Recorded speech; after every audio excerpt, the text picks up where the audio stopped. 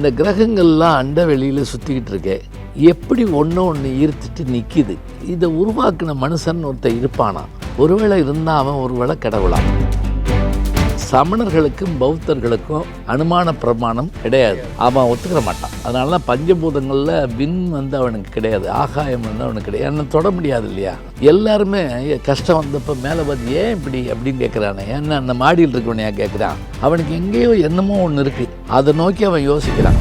மக்களை சந்திக்காமல் நேரடியாக ஊடகத்தில் இருக்கக்கூடியவங்க மக்கள்கிட்ட வர்றப்ப பயங்கரமாக தோற்று போகிறாங்க, அதை அவங்க ஒத்துக்கிற மாட்டேங்கிறாங்க. யாராவது ரொம்ப எமோஷ்னலாக கண் கலங்கி வந்து உங்கள்கிட்ட பேசியிருக்காங்க?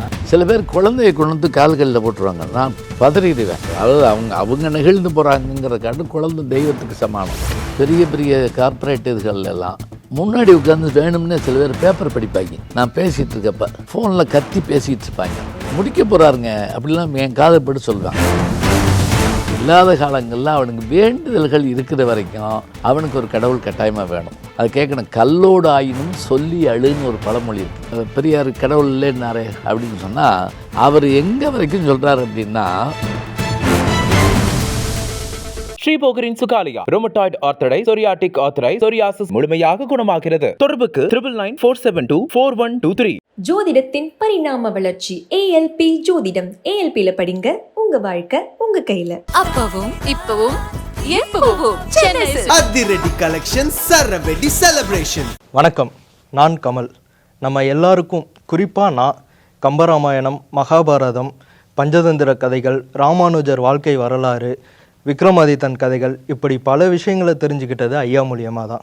ஒரு வரியில் சொல்லணுன்னா, கட்டை விரல் கேட்காத குரு துரோணர் அப்படின்னே சொல்லலாம். தமிழக இலக்கிய உலகத்தில் தனிப்பெரும் ஆளுமையாக செயல்பட்டுக்கிட்டு வரவர் பேராசிரியர் முனைவர் கு. ஞானசம்பந்தன் ஐயாவை தான் நம்ம இன்றைக்கி பேட்டி எடுக்க போகிறோம். வணக்கம் ஐயா. வணக்கம் கமல். ரொம்ப நீங்கள் பேசுகிற முதல் வார்த்தையே என்னை ஈர்த்துருச்சு, அப்படியே ரொம்ப மகிழ்ச்சி. ஐயா, மதுரையிலேருந்து தொடங்கின பயணம் இன்றைக்கி உலகம் முழுக்க தமிழ் எங்கெல்லாம் இருக்கோ அங்கெல்லாம் நீங்கள் பயணம் பண்ணியிருக்கீங்க. இந்த 50 ஆண்டு கால பயணத்தை யோசிக்கிறப்ப உங்களுக்கு தோன்ற முதல் எண்ணம் என்னங்க? இப்போ நீங்கள் கேட்டதில் கூட கொஞ்சம் பின்னாடி போய் சோழவந்தாலிருந்து தொடங்குற பயணம்.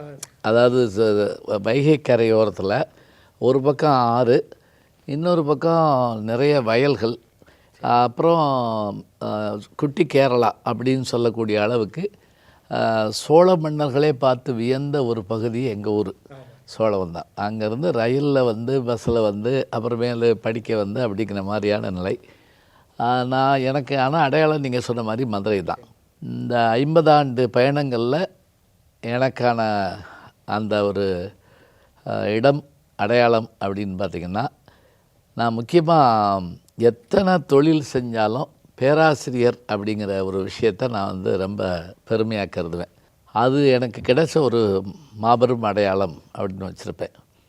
ஆனால் இன்றைக்கி இருக்கிற சூழலில் நாம் பேச போகிற இடங்களில் பள்ளிக்கூடங்கள், கல்லூரிகள், இதில் குறிப்பாக இளைய சமுதாயத்துக்கிட்ட போய் பார்த்தா இப்படி கூட சொல்லலாம்.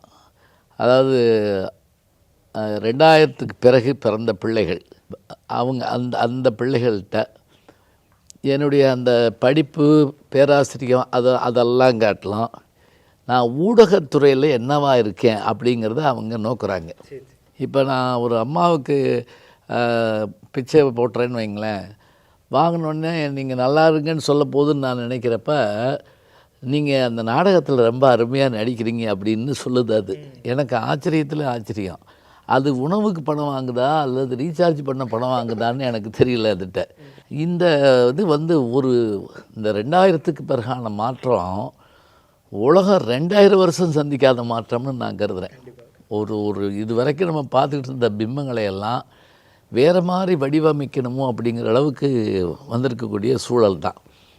ஆனாலும் கூட விடாமல் நான் பேராசிரியருங்கிற அந்த இதில் இருந்துக்கிட்டே தான் இருக்கிறேன். ஏன்னா இன்னைக்கு நீங்கள் யோசிச்சு பாருங்கள், அன்னைக்கு தெரியாததை சொல்லிக் கொடுப்பார் ஆசிரியர். இன்றைக்கி ஆசிரியருக்கு தெரியாததை பையன் கூகுளில் பார்த்து சிரிக்கிறான். அவர் ஒன்று நடத்திக்கிட்டு இருக்கப்ப இந்த பாரு அவர் அடுத்த ஸ்டெப்பு என்னங்கிறத அவன் சொல்கிறான். பத்தாவதுக்கு ஏஐ வேறு அது ஒரு பக்கம் பிசாசாக ஆட்டம் போட்டுக்கிட்டு இருக்கு. இதுதான் இன்றைக்கி இருக்கிற நான் பார்க்குற ஒரு இதாக எனக்கு தோணுது. நீங்கள் உங்கள் வாழ்க்கையில் பார்க்கும்போது கடந்த ஒரு 20 வருஷங்கிறது ரொம்ப பெரிய மாற்றம் இல்லைங்க? பெரிய மாபெரும் மாற்றம். அதாவது இன்னும் சொல்லப்போனால் இந்த குழந்தைகள்கிட்ட லேண்ட்லைன்னு ஒரு ஃபோனை நீங்கள் காட்ட முடியாது. புகை வண்டிங்கிற விஷயத்த அது குப்புன்னு போகும் அப்படின்னு சொல்ல முடியாது நீங்கள். அப்போ இவங்களுக்கு நீங்கள் அதை காட்டுறதா இருந்தால் அவங்க காட்சி பொருளையும் பார்க்க தயாராக இல்லை. இவங்களுடைய எல்லா விஷயங்களும் என்ன அப்படின்னா அதீதமான அறிவியலால் சூழப்பட்டிருக்கு. முன்னெல்லாம் ஒரு விஷயம் வந்து கிராமத்துக்கு வந்து சேரதா இருந்தால் கொஞ்சம் நாளாகும். இப்போ தீபாவளிக்கு ரிலீஸ் ஆன படம் எங்கள் ஊருக்கு பொங்கலுக்கு வரும். தீபாவளிக்கு அன்றைக்கே போய் படம் பார்த்து வந்தவனை போய் நாங்கள் பார்க்க போய் அவனை தரிசித்து அவன் வந்து அந்த தெய்வீக ஆற்றலை சொல்லிக்கிட்டு இருக்க மாதிரி சொல்லிக்கிட்டு இருப்போம். அதே மாதிரி ஒருத்தன் ராமேஸ்வரம் போயிட்டு வந்தால் அந்த ஆளை சுற்றி எல்லோரும் உட்காந்து கதை கேட்பாங்க. இமயமலை போயிட்டு வந்தால் கேட்பாங்க. இப்போ என்ன நீங்கள் சொன்னாலும் அவனை வியக்க வைக்க முடியலை.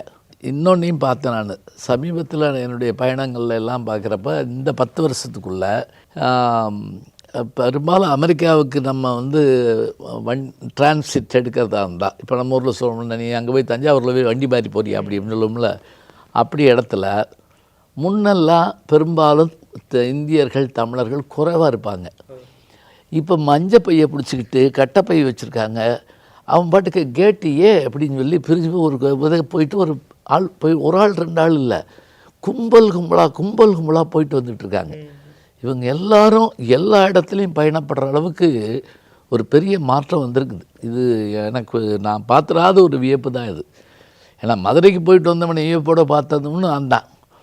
இன்றைக்கி இவங்களையும் நான் வந்து எங்கே பார்க்குறேன், ஜெர்மனியில் அமெரிக்காவுக்கு போகிற லுஃப்தான்சா விமான நிலையத்தில் இவங்களையெல்லாம் பார்க்குறேன்.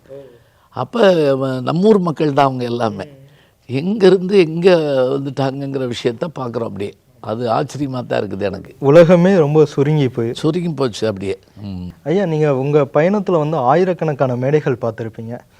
அந்த மேடைகள் கற்றுக் கொடுத்த ஒரு மறக்க முடியாத ஒரு விஷயம் நான் ஐயா, அதாவது ஒரு மேடை மாதிரி ஒரு மேடை இருக்காது. நீங்கள் வந்து என்ன தான் படிச்சுட்டு போனாலும் தயாரிச்சுட்டு போனாலும் அதை தீர்மானிக்கிறதுங்கிறது யாருன்னு கேட்டால் அங்கே இருக்கிற ஆடியன்ஸ். அதை காட்டிலும் பெரிய கொடுமை என்னென்னா, இப்போ நீங்கள் கோடிக்கணக்கில் செலவழிச்சுட்டு அந்த ஸ்பீக்கர் அவுட் ஆக போகுதுங்கிறது தெரியாது. எக்கோ ஆகுற ஹாலில் போய் அவங்கள பூரா கவனமே இல்லாத மாதிரி உட்கார வச்சு கடுமையாக தயார் பண்ணிட்டு போயிருப்பீங்க. அதாவது சமைச்ச சமையல் பரிமாற முடியாத சூழலாகி போகும். அதனால் நீங்கள் நேற்று மீட்டிங் மாதிரி இன்றைக்கி இருக்கும்னோ, காலையில் மீட்டிங் மாதிரி சாயங்காலம் இருக்கும்னா நம்பவே முடியாது உங்களால். இதுவும் இன்றைக்கி இருக்கக்கூடிய சூழல். அதே போல் மக்களை சந்திக்காமல் நேரடியாக ஊடகத்தில் இருக்கக்கூடியவங்க மக்கள்கிட்ட வர்றப்ப பயங்கரமாக தோற்று போகிறாங்க. அதை அவங்க ஒத்துக்கிற மாட்டேங்கிறாங்க. இவங்க பேசுகிற உடனே சிரிக்கிற மாதிரியான ஒரு ஏற்பாடு இருக்குல்ல, அது அங்கே கிடைக்காதுன்னு தெரிய போட முடியாது.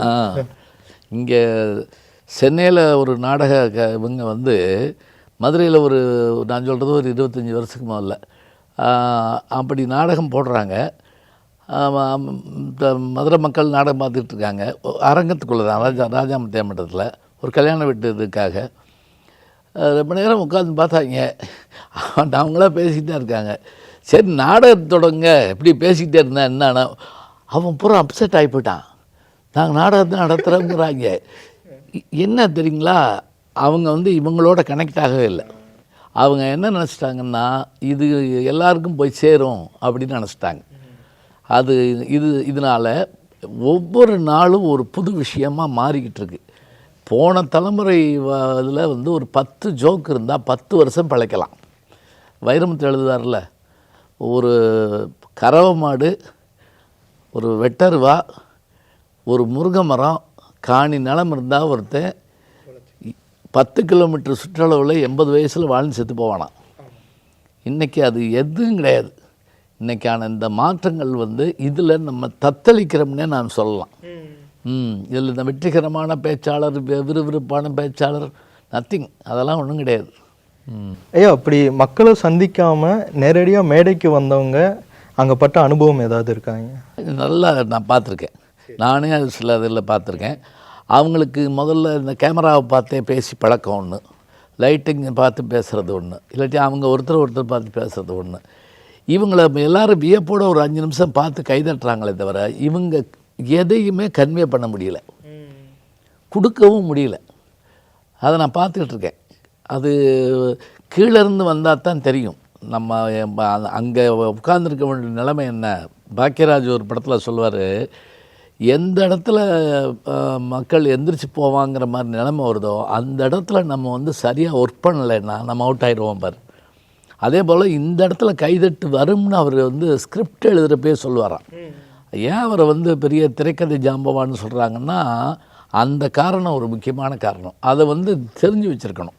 இப்போ நீங்கள் மேடையிலேருந்து பேசிட்டு இறங்கும்போது யாராவது ரொம்ப எமோஷ்னலாக கண் கலங்கி வந்து உங்கள்கிட்ட பேசியிருக்காங்க? இருக்குது. அது சாதாரணமாக கூட இல்லை.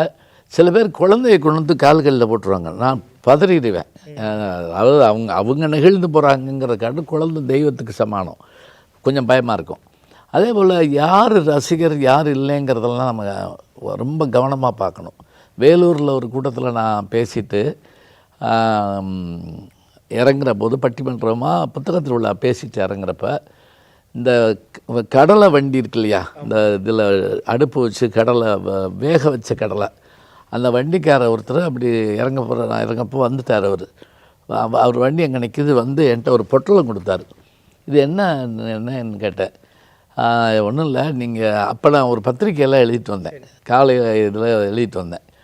அதை வந்து அவருக்கு படிக்க தெரியாத அவங்க பையன் படிப்பானா, எல்லோரும் உட்காந்து கேட்பாங்களாம், ஜெயிக்க போகுது நீ தான் அப்படின்னு மோட்டிவேஷ்னல் ஸ்பீச் பற்றி அதை எழுதிட்டு வர்றேன். அதை கதையாக எழுதுவேன் நான்.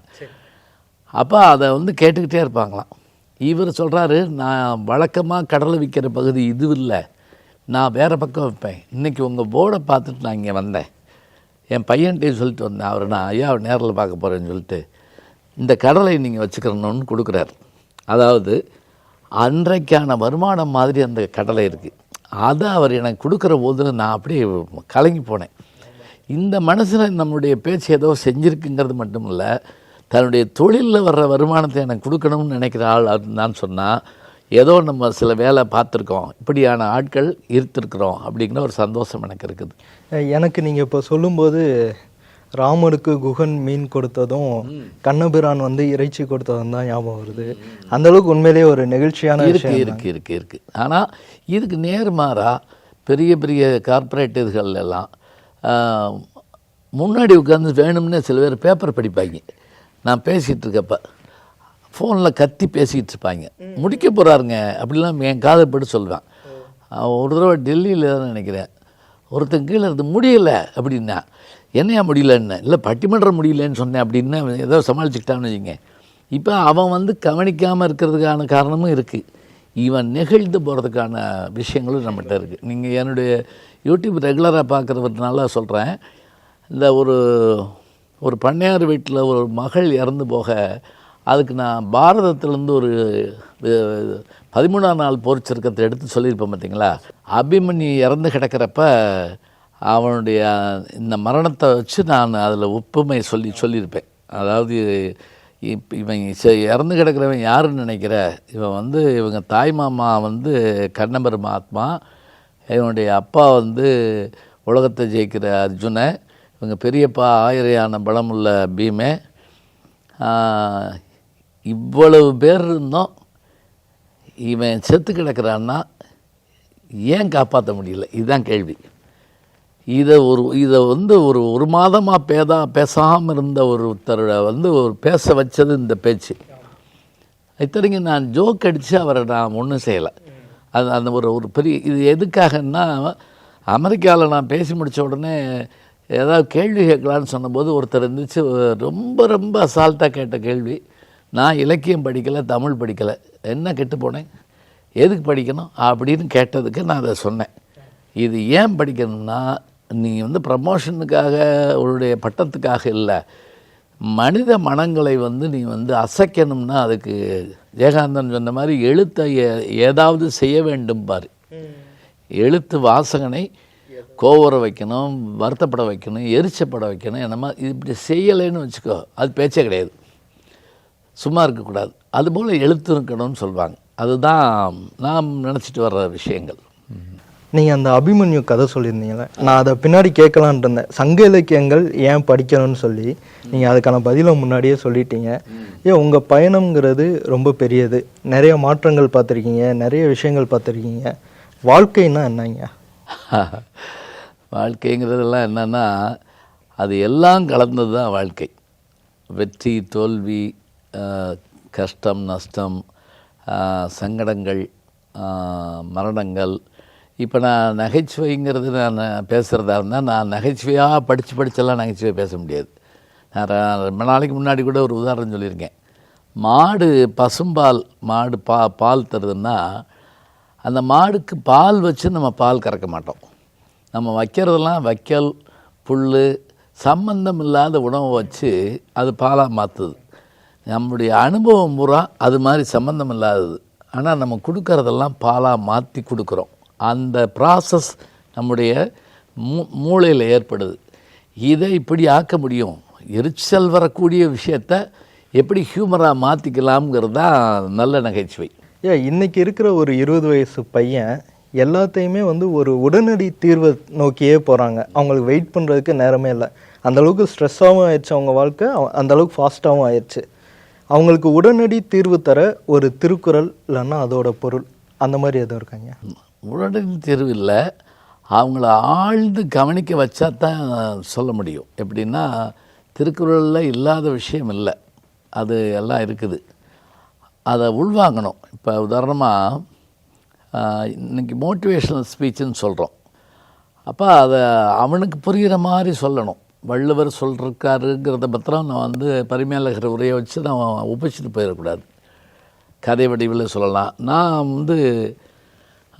இதில் சுட்டி டிவியில் குழந்தைகளுக்காக இது பேசிட்டு வந்தேன், திருக்குறள். இந்த அந்த குழந்தை பொம்மியும் திருக்குறளும். அது என்ன லாபம் வந்துச்சுன்னு கேட்டால், நான் ஒரு பெரிய கல்யாண வீட்டில் பேசி முடித்தப்போ ஒரு 6 வயசு குழந்தை என் கையை பிடிச்சிட்டு நீங்கள் டிவியில் வருவீங்கள்ல, திருக்குறள் சொல்லுவீங்கள்ல அப்படின்னு கேட்டுச்சு. இந்த 6 வயசு குழந்தைய எனக்கு அடையாளம் காண வச்சது அந்த இடம். இன்னா செய்தாரை ஒருத்தல் அவர் நான் நன்னயம் செய்து விடலன்ட்டு இன்னான்னா என்ன அப்படின்னு ஒரு முயல் குட்டி கேட்கும். அதில் கார்ட்டூனுக்கு நடுவில் நான் பேசுவேன்.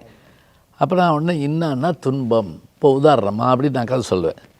இதுபோல் ஒரு கதை மூலமாக ஒரு விஷயத்தை சொல்லி இருக்கலாம். இப்போ மோட்டிவேஷனல் ஸ்பீச் பேசுகிறப்ப என்ன சொல்லலாம்னா, ஒரு அப்பாவும் பையனும் போகிறாங்க, குளக்கரை நிறைய மலர்கள் இருக்குது. இப்போ பையன் கேட்குறான் அப்பாட்ட, அப்பா இந்த மலர் இருக்கே இதனுடைய இந்த தண்டோட உயரம் என்னன்னு கேட்குறான். உடனே அப்பா சொல்கிறாரு, என்னடா ஒரு 7 மீட்டர் இருக்கும் அப்படின்னு. 7 மீட்டர் தான், 7 3 21. அவன் என்ன பண்ணுறான், எதுக்கும் பார்த்துருவோம் அப்படின்ட்டு மெதுவாக போய் பார்த்து, எப்பா இப்போ பார்த்தா 5 அடி தான் இப்போ இருக்குன்னு. சரியாக தான்டா சொன்னன்றாரு. இல்லைப்பா அப்படின்னு கொஞ்சம் தூக்கி பார்த்துட்டு 7 அடி இருக்குதுப்பா அப்படின்னா. கரெக்டுன்றாரு. அப்புறம் என்ன பண்ணால் இழுத்துட்டு வந்துட்டான், 15 அடி இருக்குது. என்னப்பா 15 அடி இருக்குன்னு? கரெக்டான்றாரு. என்ன 3 ஆன்சர் சொல்கிறியாப்பா, எது கரெக்டுங்கிறான். அப்போ அவர் சொல்கிறாரு, இந்த மலரோட உயரத்தை தீர்மானிக்கிறது தண்டு இல்லைடா தம்பி, தண்ணிடா. இந்த தண்ணி உயர உயர உயர இந்த மலர் உயரும். இந்த தண்ணி குறைய குறைய குறைய மலர் இதாகும். வெள்ளம் உயர்ந்தால் மலர் உயரும். உன் உள்ளம் உயர்ந்தால் நீ உயர்வாய். வெள்ளத்தனையது மலர் நீட்டம், மாந்தர்தம் உள்ளத்தனையது உயர்வு. இதில் எந்த வார்த்தை தெரியாத வார்த்தை இருக்கும்? வெள்ளம்ங்கிறது இன்றைக்கும் நாகர்கோவில் பக்கமும் கேரளாவில் நாரங்க வெள்ளம்னு சொல்லி எலுமிச்சை பழத்தை சொல்லிகிட்டு இருப்பாங்க. அப்போ மலர் நீட்டம் என்பது வெள்ளத்தினுடைய அளவால் உயர்கிறது, உள்ளத்தினுடைய அளவால் நம் வாழ்க்கை உயர்கிறது. நீ உள்ளத்தை உயர்த்து, நீ என்ன வேணும்னு விரும்புகிறியோ அதுக்காக நீ வருவ அப்படின்னு சொல்லி முடித்தோம்னா, இந்த சின்ன கதை இப்போ நம்ம சொல்லிட்டு வர்றப்போ அவனுக்கு அந்த குளக்கரையும் மலரும் அப்பாவும் பையனும் உரையாடலும் எல்லாமே பதிவாயிரும். ஆமாம், எல்லாமே விஷுவலைஸ் பண்ண முடியுதுங்க. நீங்கள் ஆன்மீகம் சம்மந்தமாகவும் நிறைய விஷயங்கள் பேசியிருக்கீங்க, நிறைய புத்தகங்கள் படிச்சிருக்கீங்க, புராணங்கள் படிச்சிருக்கீங்க. ஆன்மீகம் வேறு, மதம் வேறையா? நீங்கள் எப்படி கடவுளை உணர்றீங்க? நீங்கள் எப்படி கடவுளை அணுகிறீங்க? இல்லை, ஆன்மீகம் மதம் இதெல்லாம் மனிதர்களுடைய வரலாறு வளர்ச்சியை பொறுத்தது. அந்த ஒரு படத்தில் என்எஸ் கிருஷ்ணன் சொல்லுவார், பயமில்லாட்டி பத்திரகாளி சாமி ஆகுமா அப்படின்னு கேட்பார். அவனுக்கு சில விஷயங்கள் பயத்தை கொடுத்தது, மின்னல், இருட்டு, இடி, இதெல்லாம் அவனுக்கு ஒரு பயத்தை கொடுத்தது. அப்போ அவன் ஏதோ ஒரு விஷயத்தில் அடைக்கலமாக வேண்டியிருந்தது. அது மட்டும் இல்லை, சாதாரண மனிதர்கள் ஆன்மீகத்தை நம்புற மாதிரியே உயர்நிலையில் இருக்கக்கூடிய விஞ்ஞானிகளும் ஒரு விஷயத்தை ஒத்துக்கிறாங்க. இந்த ஒரு பாட்டு நாங்கள் ஸ்கூலில் படிக்கிறப்ப ப்ரேயர் சாங் பாடுவோம். சூரியன் வருவது யாராலே, சந்திரன் திரிவது எவராலே, யார் இதற்கெல்லாம் அதிகாரி, அதை நாம் எண்ணிட வேண்டாமா, அல்லாஹ் என்பார் சில பேர்கள், ஹரன் ஹரி என்பார் சில பேர்கள் அப்படின்னு அந்த கடவுள் யார், அந்த சக்தி யார், அது யாரோ அவனை நாங்கள் வணங்குகிறோம் அப்படின்னு அந்த பாட்டு இருக்கும். அதுக்கு உருவம் கிடையாது, ஒன்றும் கிடையாது, அடையாளங்கள்லாம் கிடையாது. எது எல்லாவற்றையும் இயக்கி பாதுகாக்கிறதோ அதுதான் அதனுடைய தன்மை. அதுபோல தான் இந்த ஆன்மீகம் கடவுளுங்கிற விஷயத்தை அவங்களே எப்போ யோசிக்கிறாங்கன்னா, இந்த கிரகங்கள்லாம் அண்ட வெளியில் சுற்றிக்கிட்டு இருக்கே, எப்படி ஒன்று ஈர்த்துட்டு நிற்கிது, இதை உருவாக்கின மனுஷன் ஒருத்தர் இருப்பானா, ஒருவேளை இருந்தால் அவன் ஒருவேளை கடவுளா. இப்போ நீங்கள் கலிலியோ ஒரு பூமியை உருண்டைன்னு கண்டுபிடிச்சாருன்னு 14ஆம் நூற்றாண்டில் சொல்கிறோம். நம்ம புராணத்தில் வராக அவதாரத்தில் அவர் பூமியை தூக்கிட்டு நின்னாருன்னு சொல்கிறோம். அதில் உருண்டைங்கிற விஷயம் வந்துடுது. சுழன்றும் ஏற்பின்னது உலகம்னு சொல்கிற போது அது உருண்டைங்கிற விஷயத்தை அதில் சொல்கிறோம். என்னென்னா, நம்ம புராண ரீதியாக சொல்கிற போது நிரூபிக்க முடியாதனால அதை நம்மளால் உறுதியாக சொல்ல முடியல. ஆனால் இதில் இருக்குது. இப்போ என்கிட்ட ஒருத்தர் கேட்டார், வாரத்தில் ஏங்க 7 நாள்னு கேட்டார். இதுக்கு என்ன சொல்லுவீங்க? 7 நாள் வச்சுட்டாங்க இப்போ ஆளை விடு அப்படின்னு சொல்லக்கூடாது. அது சரியான ஆன்சர் ஆகாது. நான் இது ஒரு இயற்பியல் ஆசிரியர்கிட்ட கேட்டேன், கிருஷ்ணகுமார்னு என்னுடைய நண்பர். ஏன் 7 நாள் அப்படின்னு கேட்டேன். அவர் சிம்பிளாக சொன்னார், மனிதர்களுடைய கண்ணுக்கு தெரிஞ்ச கோள்கள் 7 தான். முதல்ல விண்ணில் தெரிஞ்ச கோள்கள் 7 தான். அதில் அவன் என்னென்னதை பார்க்குறான்னா, சூரியனை பார்க்குறான், நிலவை பார்க்குறான். ஒரு காலத்தில் செவ்வாய், வியாழன், வெள்ளி போன்றவையெல்லாம் தெரிஞ்சிருக்குது. இந்த தெரிஞ்சதை வச்சுட்டு அவன் நாளை கணக்கிட்டான். அதுபோல் 12 ராசிகளை கணக்கிட்டான், 27 நட்சத்திரங்களை கணக்கிட்டான். இப்போ இவனுக்கு கண்ணுக்கு தெரிஞ்ச விஷயங்களை வச்சுக்கிட்டு அவன் தீர்மானித்தான். அதுதான் என்ன பண்ணால் அதுக்கேற்றபடியான இதுகளை உண்டாக்கிட்டாங்க. இப்போ பெரிய விஞ்ஞானிகளும் வியக்கிறாங்க ஒரு இடத்துல. இப்போ சைவ சித்தாந்தத்தில் ரொம்ப சிம்பிளாக சொல்லுவான், அனுமான பிரமாணம், காட்சி பிரமாணம் அப்படின்னு 2 இருக்குமா. நீங்கள் ஒன்றும் பயந்துடாதீங்க, என்னமோ கேட்க இவர் என்னமோ சொல்கிறார் அப்படின்னு. இப்போ இந்த இருக்க சோஃபா, இது காட்சி பிரமாணம். இதை நான் பார்க்குறேன், தொடுறேன், உணர்றேன், இது காட்சி. இப்போ எங்கள் ஊர் ஆற்றுல தண்ணி வருது. உடனே ஒரு பெரியவர் சொல்கிறாரு, மேற்க மழை பெஞ்சிருக்கு போட்டிருக்கே அப்படிங்கிறார். நீ பார்த்தியா அப்படின்னு கேட்குறோம். இல்லைப்பா, இங்கே தண்ணி வர்றதுனால அங்கே மழை பெஞ்சிருக்குங்கிறது அனுமானம். காட்சி பிரமாணம்ங்கிறது இது சரி. அனுமான பிரமாணம் என்பது இருப்பதை வைத்து கொண்டு இல்லாத ஒன்றை கற்பனை செய்து பார்ப்பது. இப்போ சமணர்களுக்கும் பௌத்தர்களுக்கும் அனுமான பிரமாணம் கிடையாது, அவன் ஒத்துக்கிற மாட்டான். அதனால தான் பஞ்சபூதங்களில் விண் அவனுக்கு கிடையாது, ஆகாயம் அவனுக்கு கிடையாது, என்ன தொட முடியாது இல்லையா, அதனால் கிடையாது. அது உலகத்திலேயே முதல் இதுன்னு சொல்லக்கூடிய பௌத்த மதம் அதனால தான் இன்றைக்கும் உலகத்தாரால் போற்றப்பட காரணம் என்னென்னா, அது அவ்வளவு ஒரு ஞானத்தோட வடிவம் சொல்லுவாங்க. அதனால் இது மாதிரி இந்த விஷயங்களெல்லாம் பார்க்குறப்ப கடவுள் என்பதும் சக்தி என்பதும் எல்லாருமே கஷ்டம் வந்தப்போ மேலே பார்த்து ஏன் இப்படி அப்படின்னு கேட்குறானே, ஏன்னா அந்த மாடியில் இருக்கவனையா கேட்குறான், இல்லை, அவனுக்கு எங்கேயோ என்னமோ ஒன்று இருக்குது, அதை நோக்கி அவன் யோசிக்கிறான், அவ்வளோதான். இப்போது இது கூட கேட்கலாம், எல்லா பிரச்சனையும் தீர்ந்து போச்சு, அப்போ அவன் கடவுள் நினைப்பானா? இப்போது ஒரு கேள்வி இருக்குது. அப்போவும் என்ன தெரியுங்களா, அவன் எல்லா பிரச்சனையும் எதை தீர்க்கலாம், உணவை தீர்க்கலாம், உடையை தீர்க்கலாம், வேலை கொடுத்துடலாம், எல்லாம் சரி. அவனுக்கு குழந்தை வேணுங்கிற அளவுக்கு இருந்தால் இன்றைக்கி வேணால் இது இருந்துருச்சு, இது செயற்கை கருவூட்டு இருந்துச்சு. இல்லாத காலங்களில் அவனுக்கு வேண்டுதல்கள் இருக்கிற வரைக்கும் அவனுக்கு ஒரு கடவுள் கட்டாயமாக வேணும். அது கேட்கணும். கல்லோடு ஆயினும் சொல்லி அழுன்னு ஒரு பழமொழி இருக்குது. இப்போ நமக்கு கஷ்டமாக இருக்கிற நேரத்தில் யார்கிட்ட போய் சொல்லுவீங்க? எவ்வளோ நேரம் தான் மனைவி கேட்பா, எவ்வளோ நேரம் தான் அம்மா கேட்பார், எவ்வளோ நேரம் தான் ஃப்ரெண்டு கேட்பான். அதுக்கு ஒரு சாமி இருந்துச்சுன்னா கூட்டமில்லாத கோயிலில் போய் பிள்ளையார்கிட்ட பேசிக்கிட்டு இருப்பாங்க சில பேர். அவருக்கும் இவன் வேண்டிருக்குங்கிற மாதிரி தான் இருக்கும். அந்த மாதிரி இந்த ஆறுதல்களுக்கும் தேர்தல்களுக்கும் கட்டாயமாக ஒரு விஷயம் வேணும். அதை யாரும் மறுக்கவும் முடியாது, எதிர்க்கவும் முடியாது. இப்போ நம்ம ஒரே அடியாக பெரியார் கடவுள் இல்லைன்னாரே அப்படின்னு சொன்னால், அவர் எங்கே வரைக்கும் சொல்கிறார் அப்படின்னா, அவர் ஒரேடியாக மறுக்கவும் முடியல. எங்கள் பேராசிரியர் தோப்பாவோட நான் பழகினதில்ல, தோப்பரமசன் கேள்விப்பட்டிருப்பீங்க. அவர் சொல்வார், எப்படித்தான் நீங்கள் இருந்தாலும் நம்முடைய மூதாதையர்னு ஒருத்தர் இருப்பான், அவன் நமக்காக போராடிப்பான், நமக்காக வாழ்க்கை கொடுத்துருப்பான், அவனை நம்ம கும்பிடுவோம். எங்கள் தாத்தா மாத்திரம் இல்லைன்னா அந்த குடும்பத்தை யாரையா வாழ வச்சு அப்படின்னு சொல்கிறாங்கள, அந்த தாத்தா ஒரு காலத்தில் கடவுள் ஆவார், அவ்வளோதான். அதைத்தான் நம்ம என்ன செய்கிறோம் அப்படின்னா, நாட்டார் தெய்வங்கள், இந்த கிராமிய தேவதைகள் சொல்கிறோம் இல்லையா, இது எல்லாமே அது எல்லா இடத்துலையுமே இருக்குது. அதான் அப்படி. கம்பராமாயணத்தில் நீங்கள் மிகவும் ரசிக்கிற ஒரு கதாபாத்திரம் என்ன? இன்றைய சூழலில் இன்றைய மக்களுக்கு இந்த கதாபாத்திரத்தோட குணம் இருந்தால் எல்லாம் ஓரளவு சமாளிச்சுக்கலாம், ஒரு அறம் சார்ந்த வாழ்க்கையை வாழலாம் அப்படின்னா நீங்கள் எந்த கதாபாத்திரம் சொல்லுங்கள்? இல்லை, சகோதர பாசம்னு சொன்னால் லட்சுமணனை சொல்லணும். அதாவது அவனை காட்டுக்கு போக சொல்லலை, போகிறான். அண்ணனுக்கு நீ பணிவிடை செய்யுங்கிற விஷயத்தில் அவனே எடுத்து செய்கிறான். அவங்க அம்மாட்ட போய் விடை பெறப்ப அவங்க அம்மா சொல்கிறா, எப்பா நீ போயிட்டு வா, ஒருவேளை காட்டில் ராமனுக்கு என்னமாவது ஆச்சுன்னா நீ இறந்தேங்கிற செய்தி தான் எனக்கு முதல்ல வரணுமே தவிர அவன் இறந்தான்னு செய்தி வரக்கூடாது. அப்படி அம்மாவே சொல்லி அனுப்புகிறான்.